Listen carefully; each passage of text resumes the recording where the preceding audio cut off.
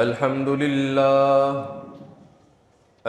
لله نحمده ونستعينه ونستغفره ونؤمن به ونتوكل عليه ونعوذ بالله من شرور أنفسنا ومن سيئات أعمالنا من يهده الله فلا مضل له ومن يضلله فلا هادي له ونشهد أن لا إله إلا الله وحده لا شريك له ونشهد أن محمدًا عبده ورسوله أما بعد فإن خير الحديث كتاب الله وخير الهدي هدي محمد صلى الله عليه وسلم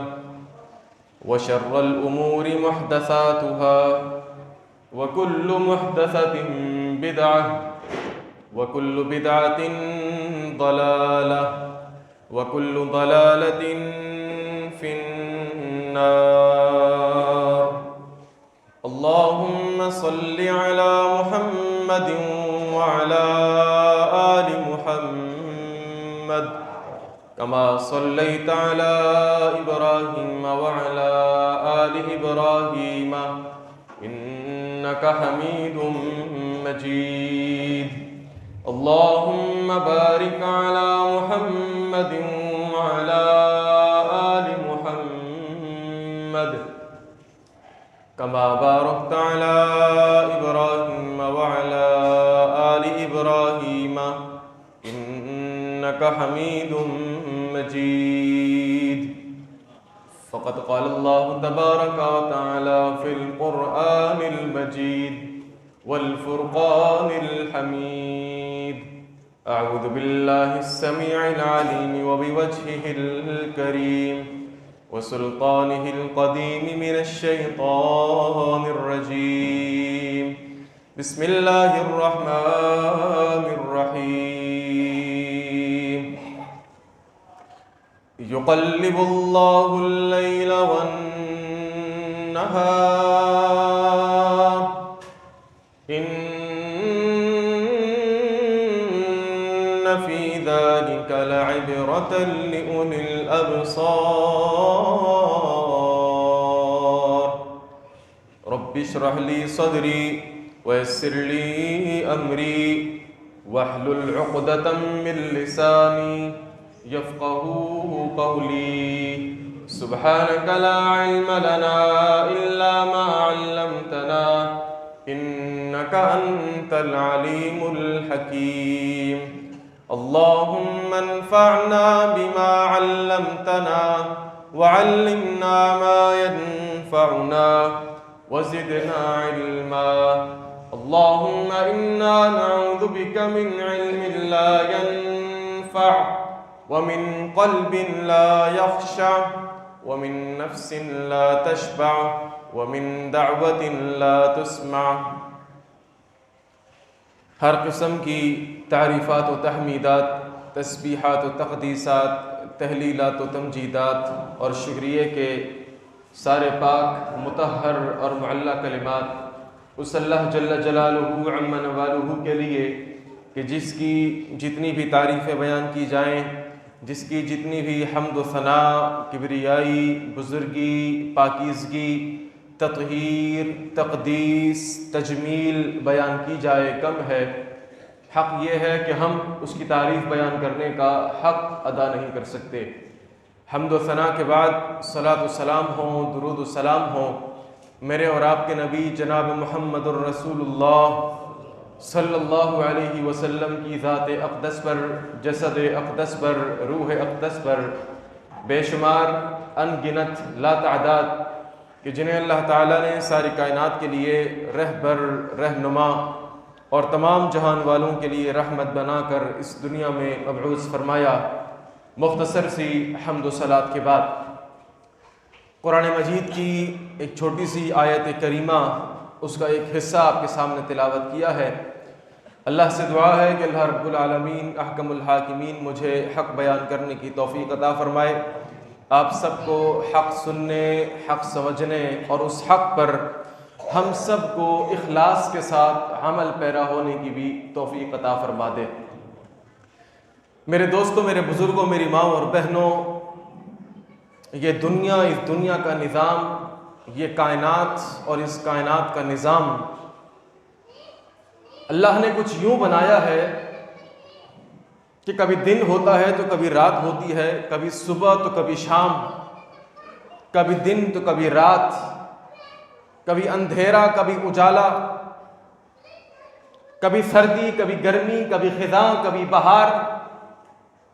یہ موسموں کا بدلنا، گرمی کا آنا، سردی کا جانا، سردی کا آنا، گرمی کا جانا، یہ روز و شب کا بدلنا، یہ تغیر، یہ تبدل، یہ تبدیلی، یہ سمندر، یہ نہریں، یہ دریا، یہ سورج، یہ چاند، یہ ستارے، یہ کہکشائیں۔ رب العالمین احکم الحاکمین قرآن مجید میں ارشاد فرماتا ہے کہ ربنا ما خلقت ھذا باطلا، اللہ نے جو یہ نظام بنایا ہے، یہ جو اشیاء بنائی ہیں، یہ جو مخلوقات بنائی ہیں، اللہ فرماتا ہے ما خلقت ھذا باطلا، یہ کوئی بے فائدہ چیز نہیں بنائی ہم نے کہ دنیا کے نظام کے اندر ایک چیز کو مسخر کر دیا، سورج کو مسخر کیا، چاند کو مسخر کیا، کہکشاؤں کو مسخر کیا، دن اور رات کا آنا جانا، یہ تغیر یا تبدیلی، ما خلقت ھذا باطلا، کوئی چیز بے فائدہ نہیں ہے۔ اللہ سبحانہ و تعالی قرآن مجید میں ارشاد فرماتا ہے یقلب اللہ اللیل والنہار، یہ دن اور رات، یہ جو تبدیل ہوتے ہیں، یہ کبھی سردی ہوتی ہے تو انسان موٹے موٹے کپڑے نکال لیتا ہے، انسان ساکس کا استعمال کرتا ہے، جرابوں کا استعمال کرتا ہے، مفلر پہنتا ہے، جیکٹیں نکالتا ہے، سویٹر پہنتا ہے۔ پھر جب گرمی کا موسم آتا ہے تو یہ سارے کپڑے کہیں رکھ کر جو باریک باریک کپڑے ہوتے ہیں، کاٹن کا استعمال کرتا ہے۔ اللہ اکبر، رب کہتا ہے یہ تغیر، یہ تبدل، یہ تبدیلی، ان فی ذالک لعبرۃ لأولی الابصار، صاحب عقل و دانش کے لیے، جو عقل مند لوگ ہیں، جو صاحب نظر و فکر لوگ ہیں، اللہ فرماتا ہے اس تغیر اور تبدل کے اندر ان کے لیے عبرت ہے۔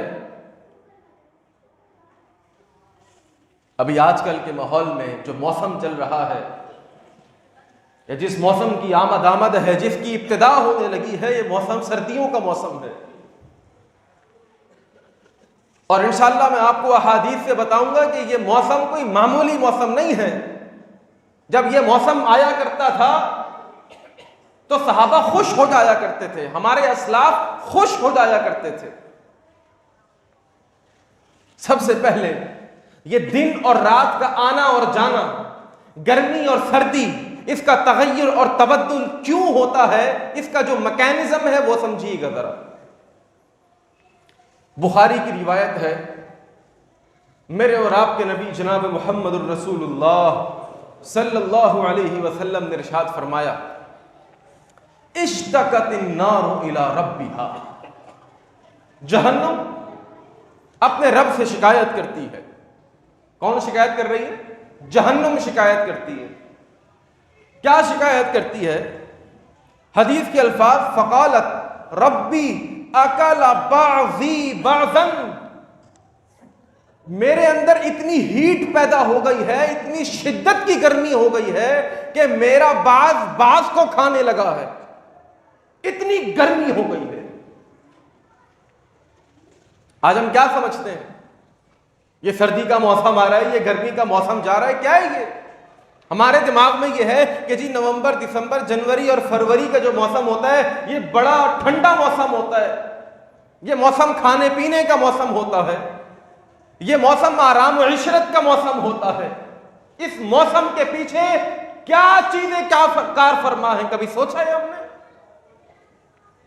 نبی علیہ الصلوۃ والسلام نے فرمایا اشتکت النار الی ربھا، یہ جہنم اپنے رب سے شکایت کرتی ہے، فقالت ربی اکل بعضی بعضا، میرا بعض کو کھانے لگا ہے۔ اتنی حدت، اتنی شدت اور اتنی تمازت اندر پیدا ہو چکی ہے۔ اللہ اکبر کبیرہ، فأذن لها بنفسین، اللہ سبحانہ و تعالی نے جہنم کو سال میں 2 سانس لینے کا موقع دیا اور اجازت دے دی۔ آج ہم دن میں پتہ ہے کتنے سانس لیتے ہیں؟ کبھی کاؤنٹ کیا ہے؟ ایک وقت میں، ایک لمحے میں، ایک لحظے کے اندر انسان کتنے سانس لیتا ہے، کتنی آکسیجن حاصل کرتا ہے، کتنی کاربن ڈائی آکسائڈ اپنے سینے سے باہر نکالتا ہے؟ کبھی سوچے؟ کیا کبھی اللہ نے اس کی فیس لی ہے، اس کے چارجز لیے ہیں؟ ہاسپٹل میں جا کے دیکھیے، آکسیجن سلنڈر کتنے کے ملتے ہیں؟ سانس آنا بند ہو جائے، سانس اکھڑنا شروع ہو جائے، ہاسپٹل میں پتہ کیجئے کہ آکسیجن سلنڈر کتنے کا ملتا ہے۔ یہ رب نے فری میں دیا ہوا ہے۔ اللہ نے جہنم کو سال میں 2 سانس لینے کی اجازت دی۔ فَأُذِنَ لَهَا بِنَفْسَيْنِ، نفس فی الشتاء و نفس فی الصیف، ایک سانس گرمی کے موسم میں اور ایک سانس سردی کے موسم میں۔ نبی علیہ الصلوۃ والسلام نے فرمایا، حدیث کے الفاظ، فَأَشَدُّ مَا تَجِدُونَ مِنَ الْحَرِّ وَأَشَدُّ مَا تَجِدُونَ مِنَ الزَّمْهَرِيرِ، جب سردی کا موسم آتا ہے تو سمجھ لو کہ جہنم نے سردی کا سانس لیا ہے، اور جب گرمی کا موسم آتا ہے تو سمجھ لو جہنم نے گرمی کا سانس لیا ہے۔ آج ایک کانسیپٹ ہمارے دماغ میں یہ بھی ہے کہ جہنم کے اندر صرف گرماہٹ کا اور جھلسا دینے کا عذاب ہوگا، گرمی کا عذاب ہوگا، یہ جہنم جلا دے گی۔ سورۃ الدہر میں اللہ فرماتا ہے زمہریرن، جہنم کے اندر ایک سردی کا عذاب بھی ہوگا، اتنی سردی کہ انسان کی قلفی جم جائے۔ اللہ اکبر کبیرہ۔ میرے دوستوں، میرے بزرگوں، یہ سردی کا موسم یہ عبادت کا موسم ہے، یہ موسم یہ اللہ کے قریب ہونے کا موسم ہے۔ آئیے میں آپ کو سناؤں، مسند احمد کی روایت ہے، میرے اور آپ کے نبی جناب محمد الرسول اللہ صلی اللہ علیہ وسلم نے فرمایا، اگرچہ اس حدیث کے اندر کچھ کلام ہے، محدثین نے اس حدیث پر کچھ کلام کیا ہے، لیکن اس کے فوراً بعد ایک ترمذی کی روایت آپ کو سناؤں گا کہ جو ترمذی کی روایت کا حصہ اس حدیث کے آخری حصے کی توثیق کرے گا۔ توجہ رکھیے گا ذرا۔ نبی علیہ الصلوۃ والسلام نے فرمایا، الشتاء ربیع المؤمن، یہ سردیوں کا موسم یہ مومنوں کے لیے بہار کا موسم ہے۔ پتہ ہے بہار کیا ہوتی ہے؟ یہ سردیوں کا موسم مومن کے لیے بہار کا موسم ہے۔ کیوں؟ آپ نے فرمایا طال لیلہ فقامہ، اس موسم کے اندر راتیں لمبی لمبی ہوتی ہیں۔ فقامہ تو یہ مومن کیا کرتا ہے؟ فقامہ رات کو کھڑا ہوتا ہے، رب کی بندگی کرتا ہے۔ وقصر نہارہ، اس موسم کے جو دن ہوتے ہیں وہ دن چھوٹے چھوٹے ہوتے ہیں۔ فصامہ، تو یہ بندہ کیا کرتا ہے؟ روزے رکھتا ہے۔ آج دیکھیں، عشاء کی اذان سے لے کر فجر کی اذان تک کتنے گھنٹے ہیں بھائی؟ کتنے گھنٹے؟ تقریباً 10 گھنٹے بنتے ہیں، 10 گھنٹے۔ عشاء کی نماز پڑھنے کے بعد 1-2 گھنٹے گزارنے کے بعد یہ بندہ اگر سو جائے اور رات کے آخری پہر کے اندر اٹھے اور اٹھنے کے بعد رب کے حضور کھڑا ہو جائے اس کو منانے کے لیے، بیٹھ جائے اس کے آگے، کھڑا ہو جائے اس کے آگے، اپنے ہاتھوں کو بلند کرے، اللہ یہ مسئلہ ہے، آج کون ہے کہ جس کے مسئلے سارے حل ہو گئے؟ کوئی ہے جو ہاتھ کھڑا کرے میرا کوئی مسئلہ نہیں ہے، میری زندگی کے سارے مسئلے حل ہو چکے ہیں؟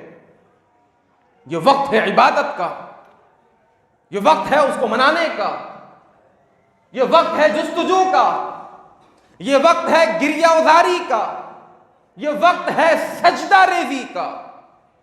میرے دوستو، میرے بزرگوں، ترمذی کی روایت ہے، میرے اور آپ کے نبی جناب محمد الرسول اللہ صلی اللہ علیہ وسلم نے فرمایا الغنیمت الباردہ. آپ سب جانتے ہیں مال غنیمت کیا ہوتا ہے، ٹھیک ہے؟ کیا ہوتا ہے مال غنیمت؟ وقت کی قلت کے پیش نظر میں بہت اختصار کے ساتھ اپنے موضوع کو آگے بڑھا رہا ہوں.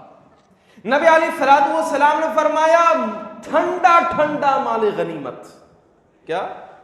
ٹھنڈا ٹھنڈا مال غنیمت، نہ کوئی مشکل، نہ کوئی محنت، بڑی آسانی کے ساتھ جو مال مل جائے، جس میں کوئی محنت نہ کرنی پڑے، جس میں کوئی جہاد نہ کرنا پڑے. فرمایا الغنیمت الباردہ، ٹھنڈا ٹھنڈا مال غنیمت. بتا دوں کیا ہے؟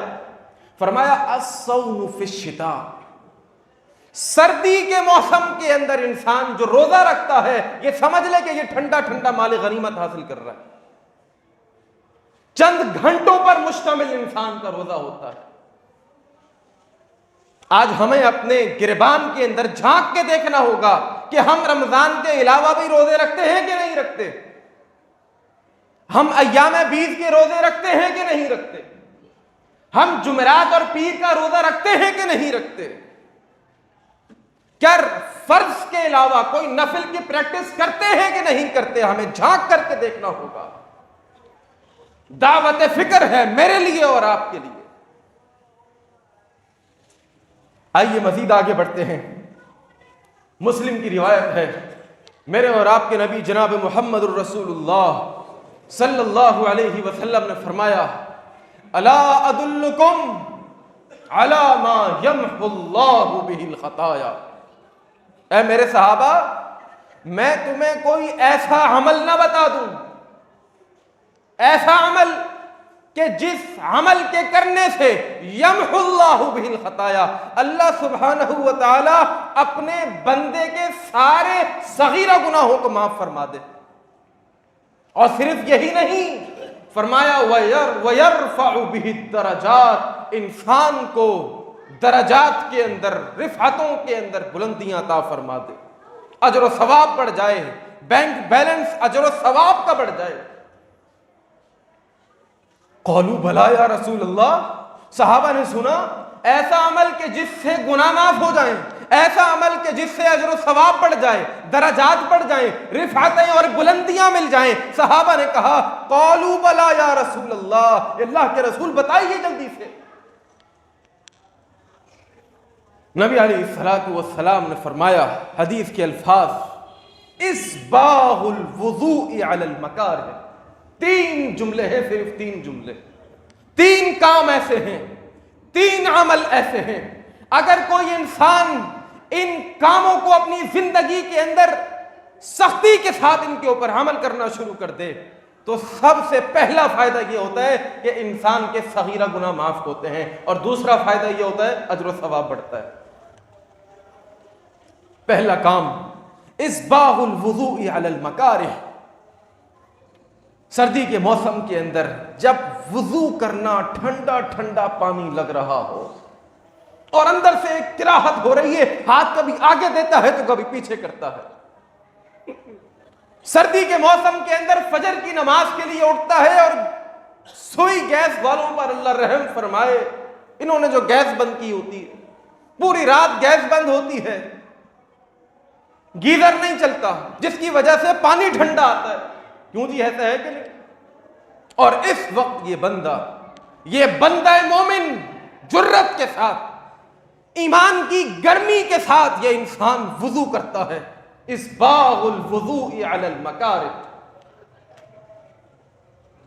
اللہ فرماتا ہے میرے بندے تو نے یہ عمل کیا ہے نا، یہ کوئی معمولی کام نہیں کیا. اس عمل کی برکت سے اللہ فرماتا ہے میرے بندے تیرے صغیرہ گناہوں کو معاف کروں گا میں. ابھی نماز نہیں پڑھی، ابھی فاتحہ نہیں پڑھی، ابھی اپنی پیشانی کو سجدہ گاہ پر نہیں ٹکایا، ابھی ناک کو نہیں رگڑا، نہ رکوع کیا، نہ سجدہ کیا، نہ قیام کیا، نہ تشہد کیا، صرف وضو کیا ہے. اور وضو بھی کوئی تو چل میں آیا والا نہیں، اسباغ مکمل وضو کرے، مکمل. اللہ اکبر. دوسرا کام وَكَثْرَةُ الْخُطَىٰ إِلَى الْمَسَاجِدِ، مسجد کی طرف بار بار جاتا ہے، بار بار مسجد کے ساتھ دل لگا ہوا ہے۔ اور تیسرا کام وَإِنْتِظَارُ الصَّلَاةِ بَعْدَ الصَّلَاةِ، ایک نماز ختم ہوئی، ظہر کی نماز پڑھنے کے بعد انتظار کرتا ہے عصر کی اذان کب ہوگی، عصر کی نماز پڑھنے کے بعد انتظار کرتا ہے کہ مغرب کی اذان کب ہوگی۔ میرے نبی نے فرمایا اگر کوئی انسان اپنی زندگی کے اندر ان تین کاموں کے اوپر سختی سے عمل کرے تو میرا رب اس کے صغیرہ گناہوں کو معاف کرتا ہے، اس کے اجر و ثواب کے اندر اضافہ فرماتا ہے۔ تین کام کرنے ہیں بھائی، مزید آگے بڑھتے ہیں اختصار کے ساتھ۔ اور یاد رکھیے گا کہ سردی کے اندر، عبادت کے اندر ثابت قدمی دکھانا یہ تھوڑا سا مشکل کام ہوتا ہے، خاص طور پہ تہجد کی نمازوں کے لیے، خاص طور پہ فجر کی نماز کے لیے۔ انسان جب صبح اٹھتا ہے اپنے نرم گرم بستر کو چھوڑنا پڑتا ہے، اپنے نرم گرم بستر کو چھوڑنا پڑتا ہے، اپنے بیوی اور بچوں کو چھوڑنا پڑتا ہے، دنیاوی آسائشوں کو چھوڑنا پڑتا ہے، محنت ہوتی ہے، محنت۔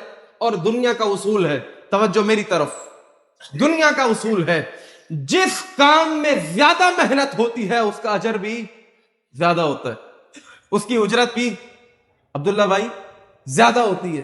ایک چھوٹا سا کام ہے کہ جی 2 گھنٹے میں آپ نے یہ کام نمٹانا ہے، ٹھیک ہے جی یہ پیسے لوں گا، یہ اجرت ہوگی، ٹھیک ہے جی آپ ایڈوانس میں پیسے لے لیں۔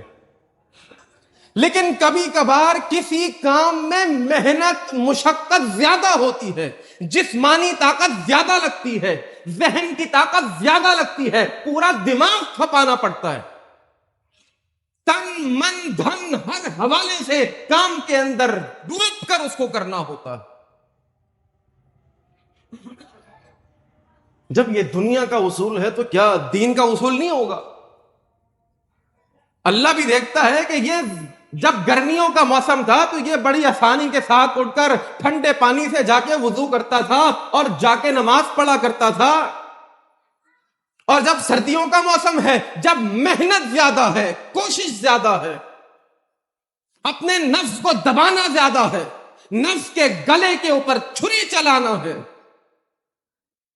ترغیب و ترہیب کی روایت ہے، میرے اور آپ کے نبی جناب محمد الرسول اللہ صلی اللہ علیہ وسلم نے فرمایا، یاد رکھیے گا اصول کیا ہے، فرمایا ان لک من الاجر علی قدر نصبک و نفقتک، تیرا اس کام میں جتنا خرچہ ہوگا، اس کام میں جتنی محنت ہوگی، اس محنت اور اس خرچ کے حساب سے تیرا اجر و ثواب بھی بڑھتا چلا جائے گا۔ اور یاد رکھیے انسان کو جو کامیابی ملتی ہے، اور اس کامیابی کی جو میں بات کر رہا ہوں یہ کوئی اخروی کامیابی کی بات نہیں کر رہا، دنیاوی کامیابی اور اخروی کامیابی کا دار و مدار انسان کی جستجو، اس کی محنت، اس کا جہاد، نفس کے خلاف جہاد، نفس کے خلاف جہاد۔ یہ جملہ یاد رکھیے گا بھائی، بھول نہ جائیے گا، نفس کے خلاف جہاد، اپنی خواہشات کے خلاف جہاد، اپنی من مانیوں کے خلاف جہاد، شیطان کے خلاف جنگ۔ آئیے میں آپ کو سناؤں حدیث کے الفاظ، اور یہ حدیث موجود ہے صحیح مسلم کے اندر۔ میرے اور آپ کے نبی جناب محمد الرسول اللہ صلی اللہ علیہ وسلم نے فرمایا، حفت الجنت بالمکارہ، جنت گھیری ہوئی ہے، یا جنت گھری ہوئی ہے ان کاموں سے کہ جن کاموں کے اندر مشقت ہوتی ہے، ناپسندیدگی ہوتی ہے۔ صبح صبح کا اٹھنا، یار رات کو 1 بجے سویا تھا، آنکھیں جلن کر رہی ہیں، آنکھیں سرخ ہو رہی ہیں، مسلسل الارم پہ الارم بج رہے، آپ اس کو آف کرتے ہیں، پھر بجتا ہے، پھر آف کرتے ہیں، یہ جہاد جہاد۔ میرے نبی نے فرمایا حفت الجنت بالمکارہ، اگر اس جہاد کے اندر تم کامیاب ہو گئے سمجھ لو جنت تمہارا مقدر ہے۔ وحفت الجہنم وحفت النار بالشہوات، جہنم گھری ہوئی ہے انسان کی نفسانی خواہشات کی وجہ سے، جو چاہا کر لیا۔ انسان کے دل کے اندر جس خواہش نے جنم لیا اس خواہش کو پورا کر دیا۔ سگریٹ پینے کا دل چاہا پی لی، نعوذ باللہ من ذالک زنا کرنے کا دل چاہا کر لیا، بدکاری کا دل چاہا کر لیا، کسی نامحرم سے موبائل پر بات کرنے کا دل چاہا کر لیا، کالج کے اندر کسی کو گرل فرینڈ بنانے کا دل چاہا کر لیا۔ اللہ اکبر کبیرہ، وحفت النار بالشہوات، جہنم گھری ہوئی ہے انسان کی خواہشات کی وجہ سے۔ یہی خواہشات ہیں جو انسان کو جہنم میں لے کر کے جائیں گی۔ اپنی ان خواہشات کو توڑنا ہوگا، ان کے گلے کو دبانا ہوگا، ان کے گلے کے اوپر چھری کو چلانا ہوگا، تب انسان جنت میں جا کر کامیابی حاصل کرے گا۔ میرے دوستوں، میرے بزرگوں، میری ماں اور بہنوں، حضرت عبداللہ بن مسعود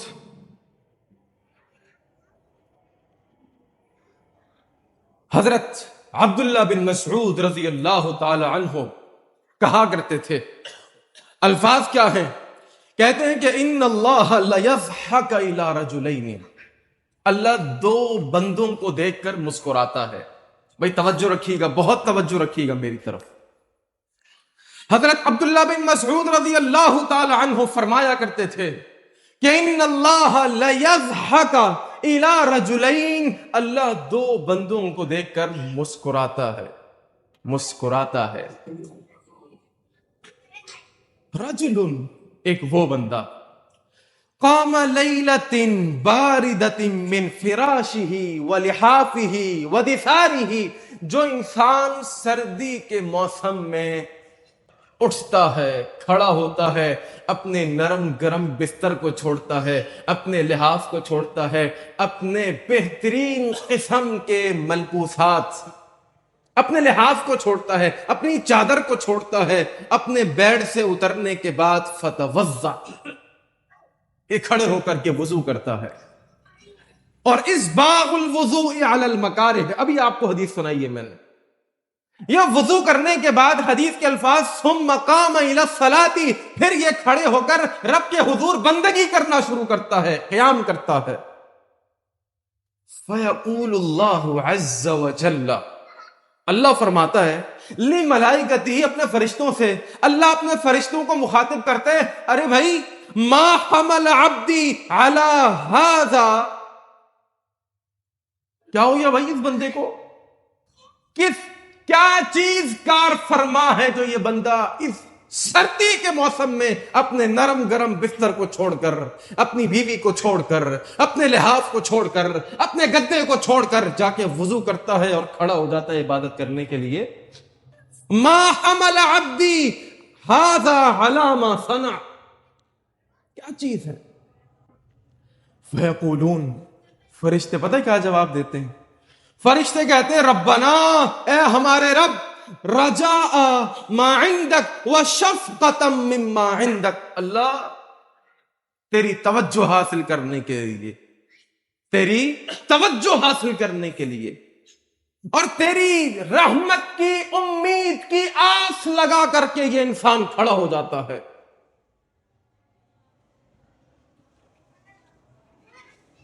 اللہ فرماتا ہے فیقول، اے فرشتوں تم گواہ ہو جاؤ، اے فرشتوں گواہ ہو جاؤ، انی قد اعطیتہ ما رجا، اس بندے نے جس چیز کی تمنا کرتے ہوئے اپنے نرم گرم بستر کو چھوڑا ہے، میرے حضور عبادت کے لیے کھڑا ہوا ہے، سمجھ لو میں نے اس کو دے دیا۔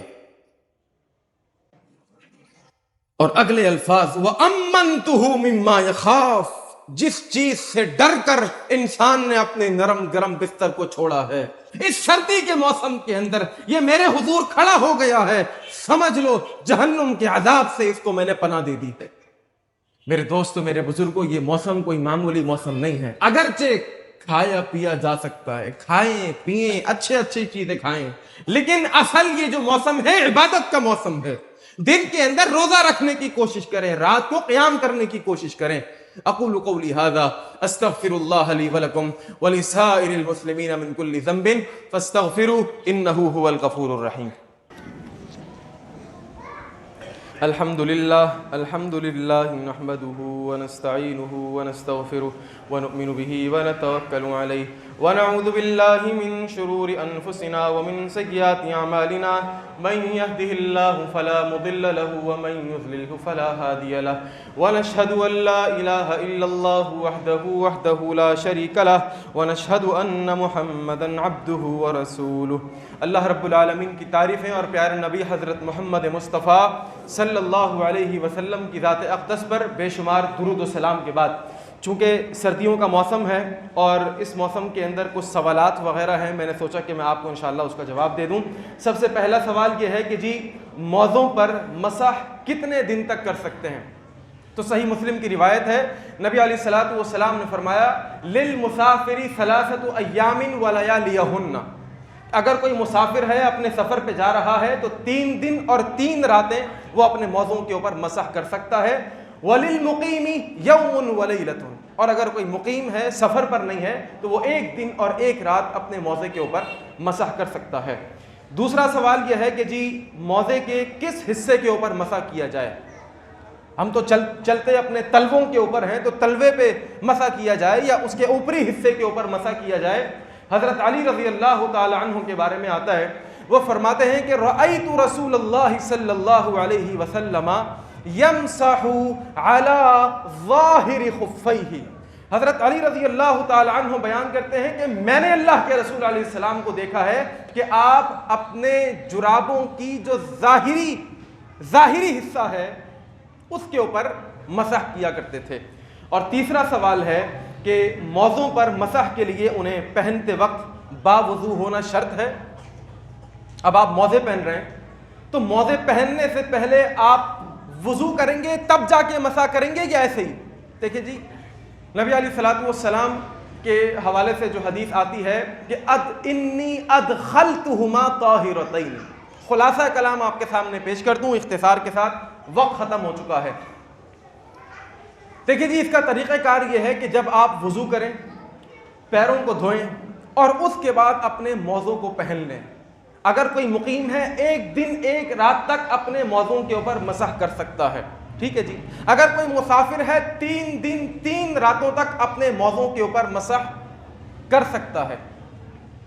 لیکن اگر درمیان میں وضو ٹوٹ جائے یا پھر انسان نے وضو نہیں کیا ہوا اور وضو کرنے سے پہلے اپنے ساکس کو پہن لیا اور ساکس کو پہننے کے بعد اوپر سے وہ مسح کر رہا ہے تو یہ شرعی اعتبار سے جائز اور درست نہیں ہے۔ اللہم انصر من نصر دین محمد صلی اللہ علیہ وسلم وجعلنا منہم واخذل من خذل دین محمد صلی اللہ علیہ وسلم ولا تجعلنا منہم۔ عباد اللہ رحمکم اللہ، ان اللہ یأمر بالعدل والإحسان وإیتاء ذی القربى وینہی عن الفحشاء والمنکر والبغی یعظکم لعلکم تذکرون۔